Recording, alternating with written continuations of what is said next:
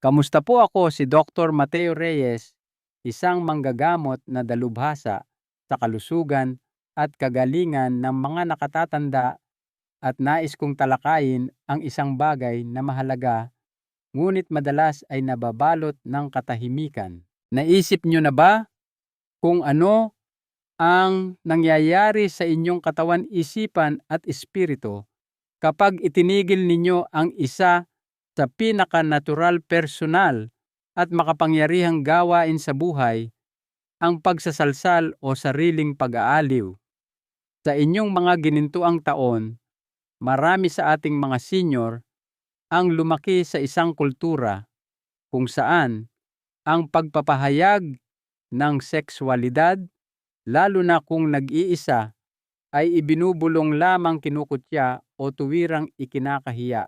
Kaya naman sa paglipas ng panahon, ang gawin na ito ay madalas na tahimik, na nawawala, isinasantabi dahil sa mga pagbabago sa kalusugan, paniniwala ng lipunan o simpleng pakiramdam ng pagkakahiwalay sa sarili. Ngunit narito ang katotohanang madalas na hindi napapansin: ang kawalan ng sexual na koneksyon sa sarili pagkatapos ng edad 60 ay maaaring dahan-dahang makapinsala hindi lamang sa inyong pagnanasang sexual.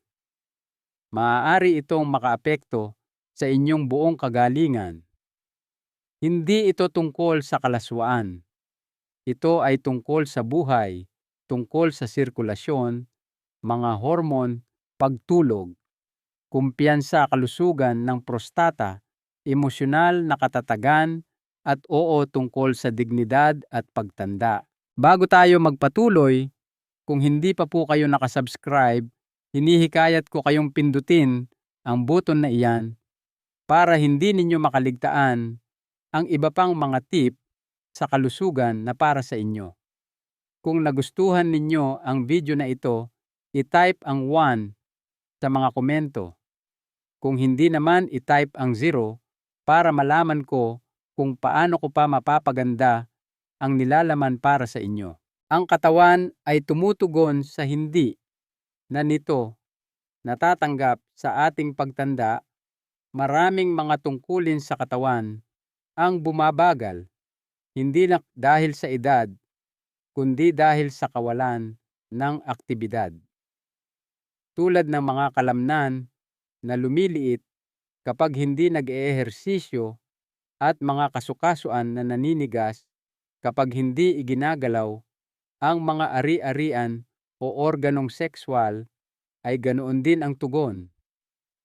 Kapag tuluyang itinigil ang pagsasalsal, ang daloy ng dugo sa bahaging balakang pelvic area ay makabuluhang nababawasan. Ang nabawasang sirkulasyon na ito ay maaaring humantong sa discomfort o pagkabalisa, pagbaba ng pakiramdam, at para sa mga kalalakihan, mas mataas na panganib ng mga problema sa prostata. Ang mga tissue na dating madaling tumutugon sa estimulasyon ay nagsisimulang manghina, atrophy.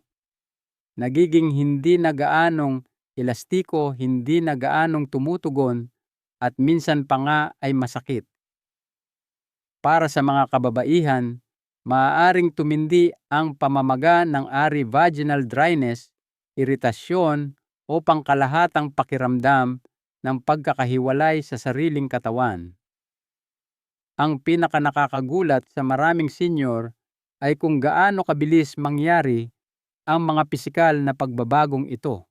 Sa loob lamang ng ilang buwan ng walang sexual na estimulasyon, maaaring simulang kalimutan ng katawan ang dati nitong alam na alam. At hindi tulad noong kabataan, mas matagal bago maibalik ang nawala. Ang regular na pagsasalsal, kahit minsan o 2 beses sa isang linggo, ay nakakatulong na mapanatili ang pagkaelastiko, pagiging sensitibo, at pangkalahatang kalusugan ng balakang. Ito ay isang paraan ng pangangalaga sa sarili na pumipigil sa pananamlay, discomfort, at mga komplikasyon sa hinaharap. Hindi ito tungkol sa paghahabol sa pagnanasa o pagpilit sa hindi na natural. Ito ay tungkol sa pagpapanatili ng tungkulin, pag-iwas sa hindi kinakailangang sakit, at pag-iingat sa isang mahalagang bahagi ng disenyo ng inyong katawan. Hindi naman ninyo ititigil ang pagsisipilyo dahil lang tumatanda na kayo. Bakit pababayaan ang isa pang mahalagang bahagi ng inyong kalusugan? Ngunit ang katawan ay isang bahagi lamang ng kabuuan. Ano ang nangyayari sa emosyonal na aspeto kapag hindi na kayo konektado sa sarili ninyong kaligayahan? Dito nagiging mas personal at makapangyarihan ang mga bagay. Kung nanonood pa rin kayo at nakakatulong ang mga pananaw na ito, pakikomento ng 1 sa ibaba para malaman kong kasama ko kayo. Ngayon, dumako na tayo sa ikalawang punto. Ang emosyonal na pasanin ng pagkakahiwalay. Kapag itinigil ng mga senior ang pagsasalsal, hindi lamang ito pisikal na pagbabago. Ito ay nagiging emosyonal at psikolohikal din.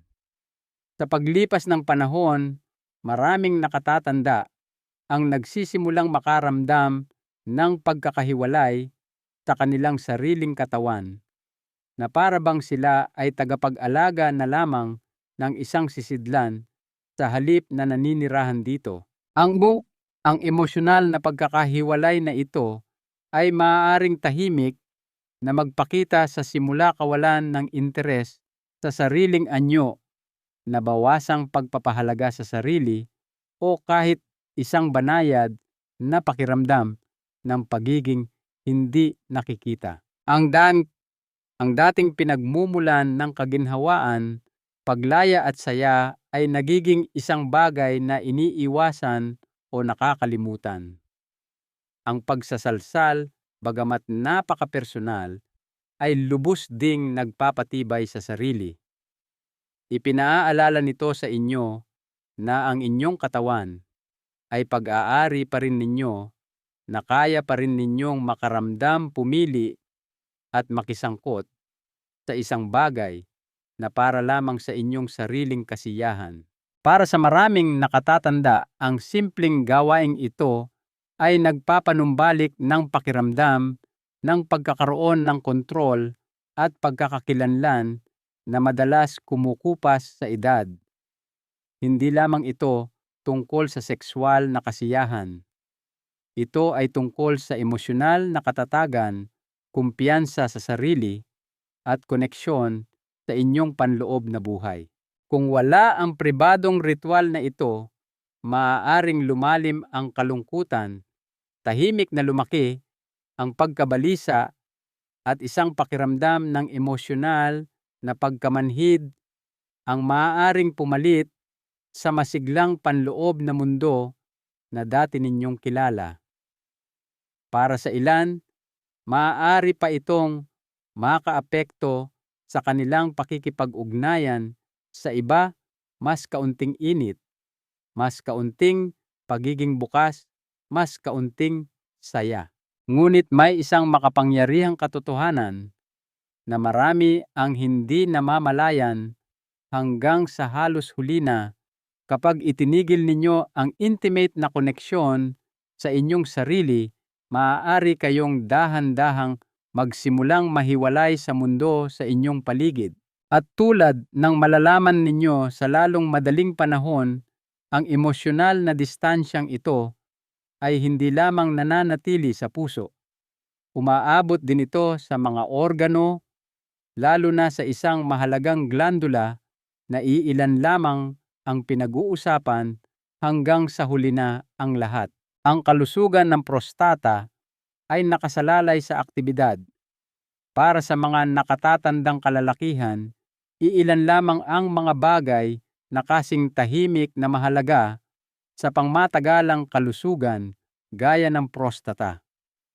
Ang maliit na glandulang ito ay may malaking papel sa parehong sexual at pag-ihi ngunit madalas itong binabalewala hanggang sa magsimulang lumitaw ang mga problema. Ang hindi namamalayan ng marami ay ang regular na pagpapalabas ng similya ejaculation sa pamamagitan man ng pakikipagtalik o pagsasalsal ay hindi lamang kasiyasiya.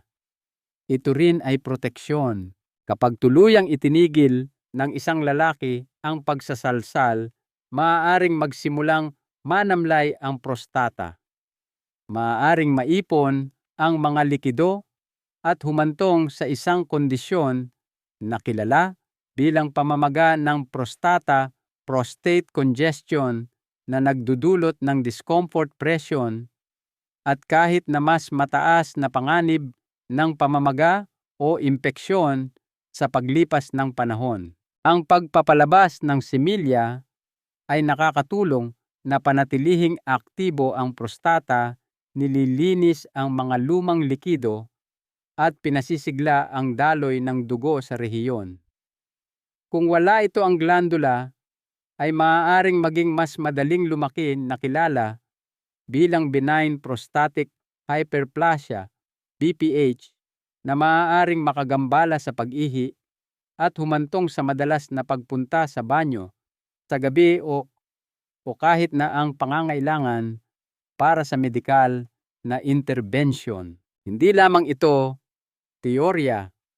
Ito ay sinusuportahan ng mga dekada ng medikal na obserbasyon. Ang pagpapanatili ng sexual na aktibidad kahit na pribado ay makakatulong sa prostata na manatiling malusog at tumutugon. Ang pagbalewala sa aspetong ito ng pangangalaga ay hindi tanda ng kahinhinan. Ito ay isang nasayang na pagkakataon para sa pag-iwas. Hindi ninyo kailangang umasa sa mga gamot o operasyon bilang inyong unang linya ng depensa. Isang bagay na kasing simple ng regular na sariling pag-aaliw ay maaaring magsilbing isang maagap at natural na paraan upang protektahan ang mahalagang bahaging ito ng inyong katawan. Ngunit ang mga benepisyo ng pagsasalsal sa katandaan ay mas malalim pa kaysa sa kalusugan ng organo.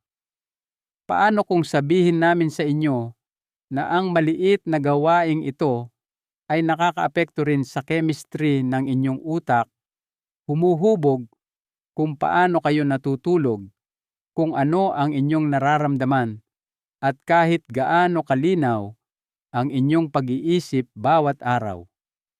Kung nanonood pa rin kayo at nakikita ninyong mahalaga ang mga pananaw na ito, pakikomento ng 1 sa ibaba para malaman kong narito kayo.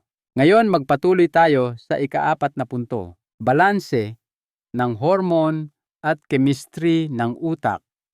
Isa sa mga napapabayaan na benepisyo ng pagsasalsal sa mga nakatatanda ay ang direkta nitong epekto sa balanse ng hormone at chemistry ng utak. Kapag pinasisigla ninyo ang inyong katawan at nararating ang sukdulan ng kaligayahan orgasm, naglalabas ang inyong utak ng sunod-sunod na natural na chemical dopamine, oxytocin, endorphins at prolactin. Ang mga ito ay hindi lamang mga feel-good hormones. Nireregula nila ang inyong kalooban, pinapabuti ang inyong pagtulog, pinapagaan ang pagkabalisa, at sinusuportahan pa nga ang immune function. Sa yugto ng buhay kung saan mas karaniwan ang insomnia, depresyon at stress, ang mga natural na tugon na ito ay nagiging makapangyarihang kasangkapan para sa pangkalahatang kagalingan.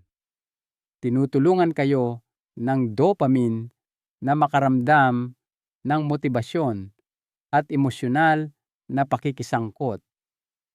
Ang oxytocin ay nagtataguyod ng pakiramdam ng kalmado at koneksyon kahit na nag-iisa kayo. Binabawasan ng endorphins ang sakit at nagdudulot ng kalinawan. Sinusuportahan ng prolactin ang mahimbing na pagtulog at paggaling ng selula. Lahat ng ito ay nangyayari mula sa isang pribado simpleng gawain na hindi nangangailangan ng reseta pag-apruba ng insurance o pagbisita sa doktor. Ang kawalan ng hormonal na aktibidad na ito ay maaaring humantong sa dahan-dahang pagbaba ng emosyonal na kagalingan. Kung wala ito, maaari kayong makaramdam ng mas maraming pagkabalisa, mas iritable o emosyonal na manhid. Nagiging mas mahirap ang pagtulog, mas matagal nananatili ang stress, at sa paglipas ng panahon, ang kawalan ng balanseng ito ay maaaring tahimik na makaapekto sa inyong memorya, focus, at kahit sa inyong pisikal na katatagan. Ang pagsasalsal ay hindi lamang tungkol sa kasiyahan. Ito ay tungkol sa panloob na chemistry. Ito ay tungkol sa pagbibigay sa inyong utak ng mga senyales na kailangan nito upang mapanatili kayong nakatuntong sa lupa, relax at buhay. At kung ang inyong isipan ay nakikinabang sa regular na paglaya, paano naman ang bahagi ninyo na karamihan sa mga tao ay nakakalimutang hawakan ang inyong sariling pakiramdam ng kaginhawaan at dignidad sa pamamagitan ng kapangyarihan ng pisikal na presensya at haplos? Doon tayo susunod. Ang haplos ay pangunahing pangangailangan ng tao kahit galing ito sa sarili. Sa ating pagtanda, ang haplos ay madalas na nagiging isang bagay na mas bihira nating natatanggap. Nagiging madalang ang mga yakap, maaaring kumupas ang intimasya, at sa maraming kaso, nagsisimulang iwasan ng mga tao ang kanilang sariling katawan. Ang kawalan ng haplos na ito, kahit na sariling haplos, ay maaaring lumikha ng malalim na emosyonal na kahungkagan, isa na nakakaapekto hindi lamang sa kalusugan ng isip, kundi pati na rin sa pisikal na kagalingan. Ang pagsasalsal sa pinakasimpleng anyo nito ay isang paraan ng pananatiling konektado sa inyong katawan. Ito ay isang anyo ng pag-aaruga na nagpapaalala sa inyong sarili na kayo ay buhay pa, karapat-dapat pa rin sa kaginhawaan, may kakayahan pa ring makaramdam. Maraming nakatatanda ang hindi namamalayang nagsisimulang tratuhin ang kanilang katawan na parang marurupok na makina na dapat panatilihin sa halip na mga tahanang dapat pahalagahan.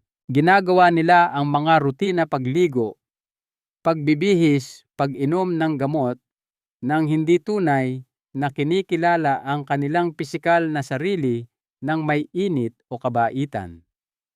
Sa paglipas ng panahon, ang pagkakahiwalay na ito ay maaaring humantong sa isang pakiramdam ng emosyonal na pagkamanhid o alienasyon mula mismo sa katawan na nagdala sa kanila sa buong buhay. Binabago iyon ng sariling haplos. Inaanyayahan kayo nitong magdahan-dahan makinig, makaramdam, hindi dahil sa obligasyon, kundi dahil sa pangangalaga. Ang pagsasalsal ay nagiging higit pa sa sexual. Ito ay nagiging meditasyon, isang paraan upang patunayan, narito pa ako, mahalaga pa rin ako, pag-aari ko pa rin ang aking sarili. Ang gawaing ito ng muling pag-angkin sa haplos ay maaaring magpanumbalik ng kumpiyansa at pag-aanin ang kalungkutan na minsan ay gumagapang kasabay ng edad. At gaano man kalakas ang personal na koneksyong ito, may isa pang madalas na hindi nababanggit na benepisyo sa pagsasalsal. Sa katandaan, tinutulungan kayo nitong mapanatili ang isang pakiramdam ng intimasya at kontrol kahit na ang mga pakikipagpartner ay nagbago o nawala. Pag-usapan natin iyan sa susunod. Ang intimasiya ay hindi nagtatapos. Kapag nagwakas ang pakikipagpartner sa ating pagtanda, nagbabago ang mga relasyon. Ang ilan ay nawawalan ng kapareha dahil sa sakit o panahon, habang ang iba ay maaaring harapin ang emosyonal na distansya sa mga pangmatagalang pagsasama. Mayroon ding iba na maaaring mag-isang namumuhay, naglalayag sa pagreretiro at pagtanda nang walang palagi ang presensya ng isang kasama. Sa mga sandaling ito, marami ang nagsisimulang maniwala na ang intimasiya na dating masigla at buhay ay tapos na lamang. Ngunit ang tunay na intimasiya ay hindi nangangailangan ng kapareha. Nagsisimula ito sa inyo. Pinapayagan ng pagsasalsal ang mga nakatatanda na mapanatili ang isang relasyon sa kanilang sariling pagnanasa, kanilang sariling lambing, at kanilang sariling emosyonal na mundo, anuman ang kanilang katayuan sa relasyon. Malayo sa pagiging kapalit ng isang kapareha, ang sariling intimasya ay isang anyo ng kalayaan. Ito ay isang gawa ng muling pag-angkin sa pagiging malapit sa inyong sariling mga termino. Nagpapadala ito ng mensahe sa inyong espiritu na ang inyong kakayahang makaramdam ng kasiyahan, kaginhawaan, at pagiging malapit ay hindi umalis kasama ng ibang tao. Naninirahan pa rin ito sa loob ninyo.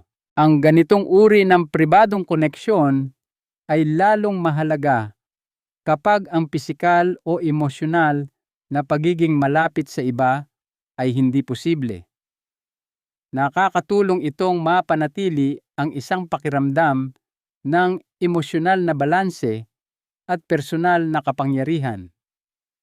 Binabawasan nito ang kalungkutan na maaaring gumapang sa mahahaba at tahimik na gabi. At higit sa lahat, ipinaaalala nito sa inyo na kayo ay isang kumpleto pa ring tao na may pakiramdam, may kakayahang magsaya at maging malambing kahit walang kapareha sa tabi ninyo. At habang ang emosyonal na lakas na ito ay lubos na nakagagaling, maraming senior pa rin ang nagdadala ng hindi kinakailangang pagkakasala o kahihiyan tungkol sa paksa. Panahon na upang harapin ang lipas na pasaning iyon ng direkta dahil ang pinsalang idinudulot nito ay mas malalim kaysa sa inaakala ng karamihan. Ano ang mangyayari kapag pinalitan natin ang kahihiyang iyon ng pagtanggap sa sarili?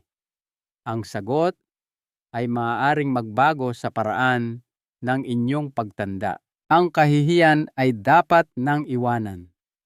Maraming nakatatanda ang lumaki sa panahon kung kailan ang sekswalidad, lalo na ang sariling pag-aaliw, ay nababalot ng katahimikan, paghusga at kahihiyan. Ang mga mensahe mula sa pamilya, relihiyon at lipunan ay madalas na ginagawang parang marumi makasalanan o hindi angkop ang pagsasalsal, lalo na sa pagtanda. Sa paglipas ng panahon, ang mga paniniwalang ito ay naisaloob tahimik na humuhubog kung ano ang nararamdaman ng mga senior tungkol sa kanilang sariling katawan. Ngunit narito ang katotohanan, ang kahihiyang iyan ay hindi na sa inyo. Ito ay minana at meron kayong lahat ng karapatan na bitawan ito. Ang pagsasalsal ay hindi tanda ng kahinaan o moral na kabiguan. Ito ay isang normal malusog at kahit na terapeutikong bahagi ng karanasan ng tao. Ang pagbitaw sa kahihiyang sumunod sa inyo sa loob ng mga dekada ay isa sa mga pinakamapagpalayang gawain na maibibigay ninyo sa inyong sarili sa huling yugto ng buhay. Kapag itinigil ninyo ang pagtingin sa sariling pag-aaliw bilang isang bagay na mali, sinisimulan ninyong bawiin ang kontrol sa inyong pisikal at emosyonal na kagalingan. Ang pumapalit sa kahihiyan ay hindi lamang pagtanggap, kundi kumpiyansa, kapayapaan, ginhawa. Kapag naunawaan ninyo na ang inyong katawan ay nararapat pa rin sa pangangalaga, kasiyahan, at atensyon, sinisimulan ninyong tratuhin ang inyong sarili ng iba. Lumalakad kayo ng may higit na dignidad, mas mahimbing ang tulog, mas malaya ang pamumuhay. Sa pamamagitan ng pag-alis ng bigat ng kahihiyan, nagbibigay din kayo ng puwang para sa pangangalaga sa sarili, at walang mas mahusay na paraan upang simulan ang pangangalaga sa inyong sarili kaysa sa pamamagitan ng pag-unawa kung paano ito gagawin ng ligtas, komportable at may intensyon. Kaya naman napakahalaga ng susunod na bahagi. Hindi lamang ito tungkol sa kung bakit, kundi kung paano ito gagawin sa paraang sumusuporta sa inyong kalusugan at nagdudulot sa inyo ng kapayapaan. Mga praktikal na tip para sa ligtas at malusog na sariling intimasya. Para sa mga nakatatanda, ang pagsasalsal ay dapat lapitan sa parehong paraan na lalapitan ninyo ang anumang bahagi ng pangangalaga sa sarili ng may pasensya, respeto at kaginhawaan. Nagbago na ang inyong katawan sa paglipas ng mga taon at iyan ay lubos na natural. Ang gumana o masarap sa pakiramdam mga dekada na ang nakalipas ay maaaring hindi na pareho ngayon at okay lang iyon. Ang layunin ngayon ay hindi pagganap. Ito ay presensya upang magsimula pumili ng isang tahimik at pribadong lugar kung saan kayo ay relax.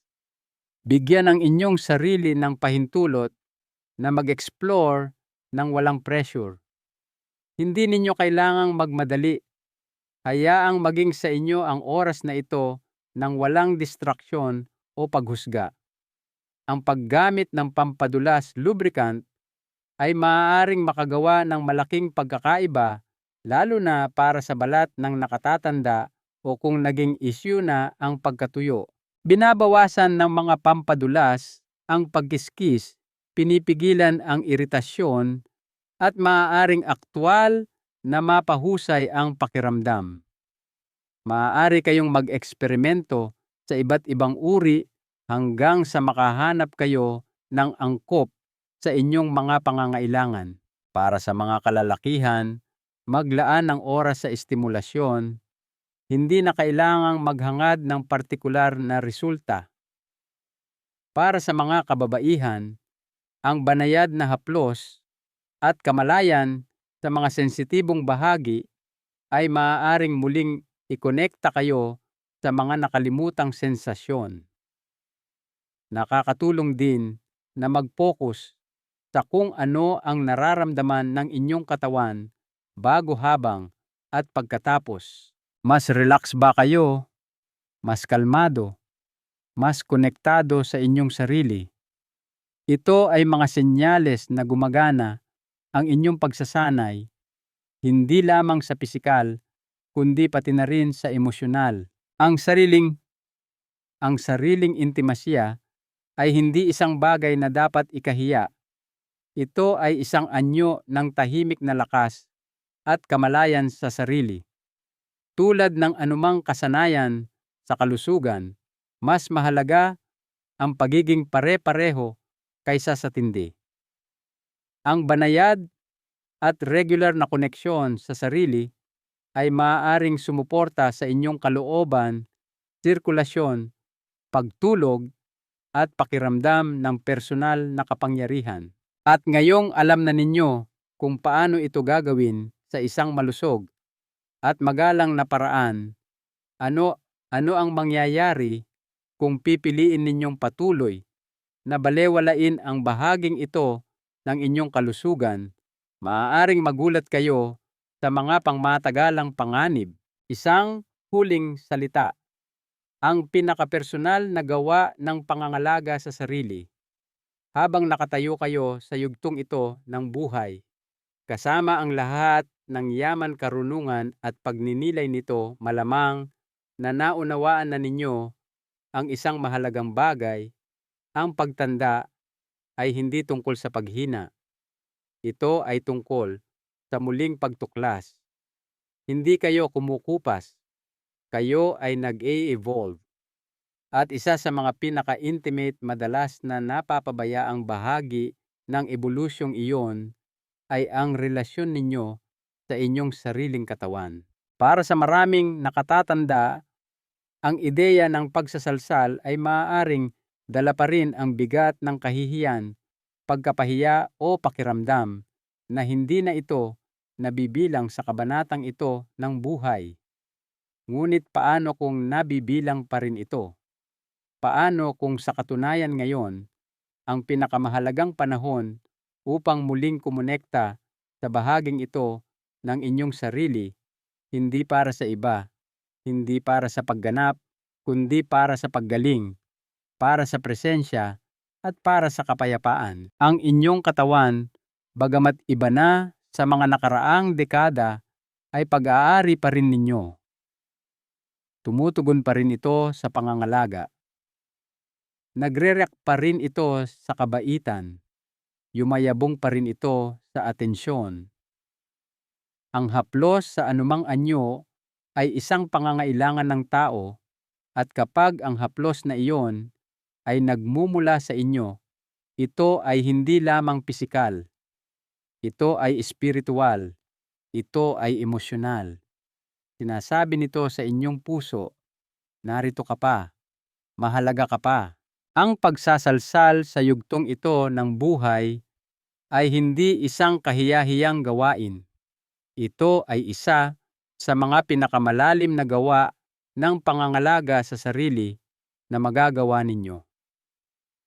Nakakatulong itong mapanatili ang sirkulasyon, sumusuporta sa kalusugan ng prostata at balakang nagbabalanse ng kalooban at mga hormon, pinapagaan ang kalungkutan, pinapabuti ang pagtulog, at ipinaaalala sa inyo na hindi kayo hiwalay sa inyong mga pagnanasa o pagkakakilanlan. Kahit sa pag-iisa, maaari kayong makaramdam na buhay, makapangyarihan at buo. Kung walang nagsabi sa inyo nito dati, pakinggan ninyo ngayon. Hindi ninyo kailangan ng pahintulot upang maging malapit sa inyong sarili. Hindi ninyo kailangang humingi ng tawad sa pagiging tao.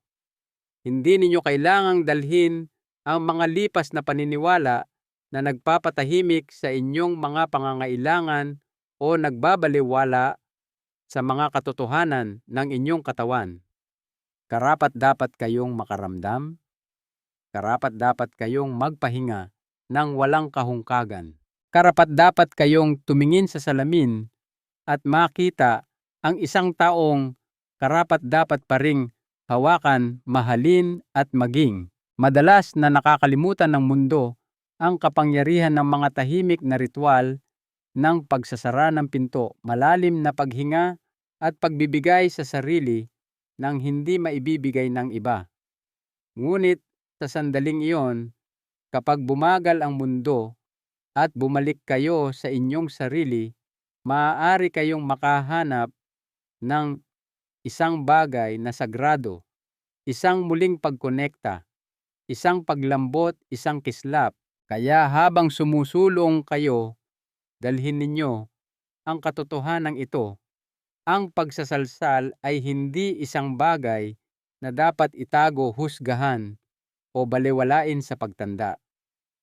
Ito ay inyong karapatan, inyong pribadong kagalakan, inyong paalala na hindi lamang kayo umiiral, kundi nabubuhay ng buo, malalim at walang paghingi ng paumanhin.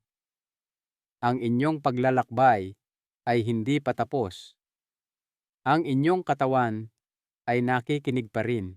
At sa bawat pagkakataong pinipili ninyong parangalan ito ng may pangangalaga, may kabaitan, may presensya, pinipili ninyong mabuhay sa inyong sariling mga termino. At iyan sa huli ang pinakamarangal na gawa sa lahat. Narito ang isang aral sa buhay na sana ay inyong baunin. Ang tunay na kalusugan ay sumasaklaw sa inyong buong pagkatao, isip, katawan at espiritu. Ang pagyakap sa bawat aspeto ng inyong sarili, kabilang ang inyong sexualidad at pangangailangan para sa koneksyon, ay fundamental sa pagtanda ng may sigla at biyaya. Huwag hayaang diktahan ng lipas na kahihiyan ang inyong kagalingan. Ang mga maaral na ito ay nilayon upang magbigay inspirasyon sa inyo na mamuhay ng buo at totoo. Ngayon, nais kong marinig mula sa inyo.